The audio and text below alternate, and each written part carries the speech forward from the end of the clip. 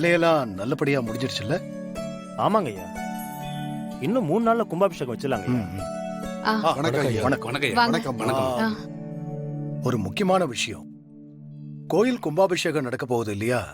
அதான் வழக்கமா ஏன் குடும்பம் சார்பா செய்ய வேண்டிய பொருட்களை எல்லாம் கொண்டு வந்து வச்சுட்டேன். மச்சான் எடுத்துட்டு வந்துட்டேன்.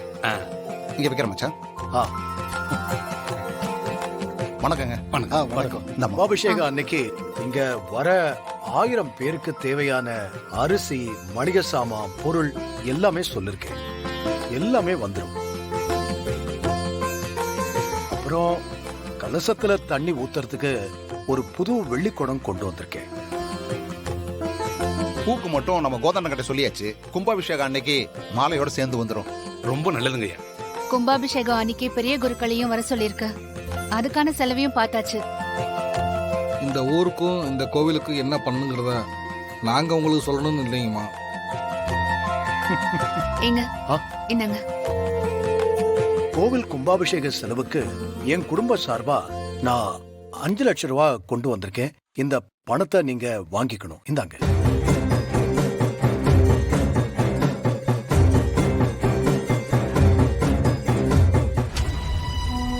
என்ன யோசிக்கிறீங்க? ஐயா மன்னிக்கணும். எதுக்கு மன்னிக்கணும்? என்கிட்ட வாங்க. ஏன் இவ்வளவு யோசிக்கிறீங்க? ஐயா, போனா அம்மா உங்க மேல பிராது கொடுத்திருக்காங்க. பஞ்சாயத்துல தீர்ப்பு வர வரைக்கும் நீங்க கோயில் ஊர் நல்லது கெட்டதுலயும் கலந்துக்க கூடாதுங்கய்யா.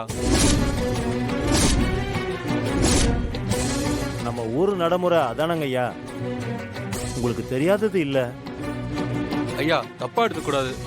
பஞ்சாயத்து முடிகிற வரைக்கும் இந்த கோயிலுக்கு நன்கொடையா எதுவுமே நாங்க வாங்க முடியாது, வாங்கவும் கூடாது. புரிஞ்சுக்குங்கய்யா. என்னங்க நீங்க?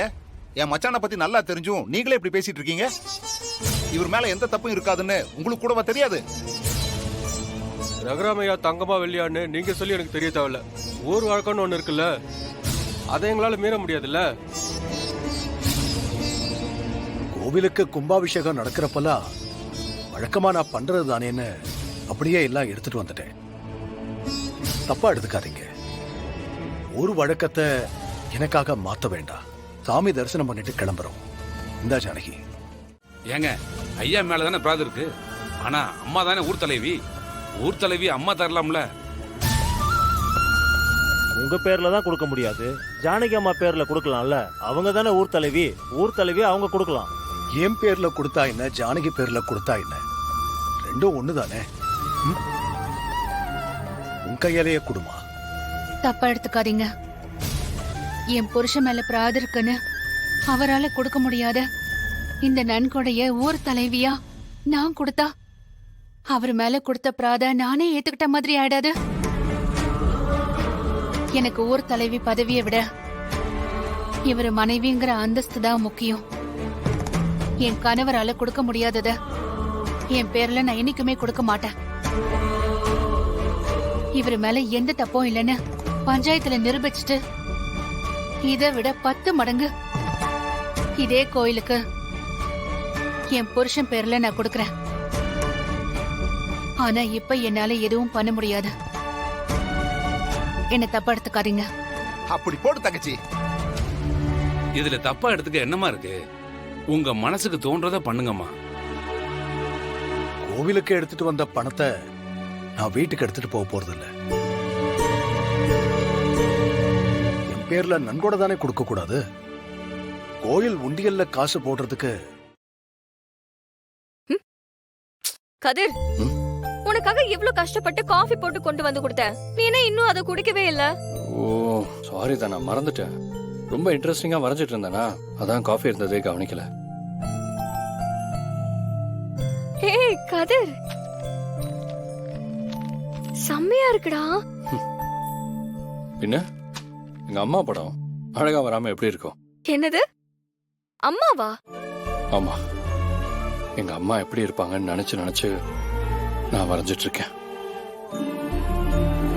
எல்லாம் சரிதான், எல்லாமே அழகா தான் வரைஞ்சிருக்க. ஆனா முகம் மட்டும் வரையவே இல்லையே.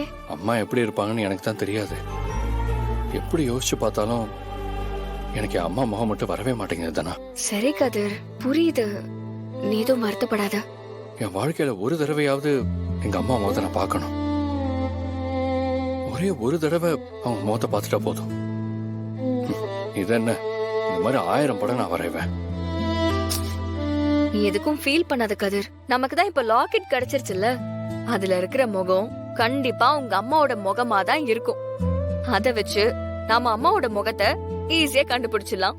நான் அந்த லாக்கெட்டை பார்த்ததுல இருந்தா ரொம்ப சந்தோஷமா இருக்கேன். எப்படியாவது அம்மா முகத்தை கண்டுபிடிச்சிடலான்னு.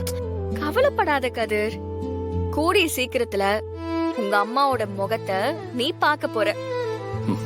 ஆமா தானா, நான் எங்க அம்மா முகத்தை பார்க்க போறேன்னு ரொம்ப சந்தோஷமா இருக்கேன். ஏய், என்ன நீ எப்ப பாரு அம்மா அம்மான்னு ரொம்ப ஓவரா ஃபீல் பண்ணிட்டு இருக்க? ரொம்ப அம்மா பையனா இருப்ப போலயே. இப்படியா அம்மா அம்மான்னு சொல்லிட்டு பொண்டாட்டிய விட்டுறாத. ஏய், அப்படிலாம் ஒண்ணும் இல்ல. எதுக்கு நீ தேவையில்லாம உன்னையும் அம்மாவையும் கம்பேர் பண்ற? எப்ப பார்த்தாலும் அம்மா அம்மான்னு புராணம் பாடிக்கிட்டே இருக்கா. நான் ஒருத்தி பொண்டாட்டின்னு இருக்கேன், தெரியுதா? ஏய், கோவப்படாதனா. எனக்கு அம்மாவும் முக்கியம், நீயும் முக்கியம். அம்மா முக்கியமா நான் முக்கியமா?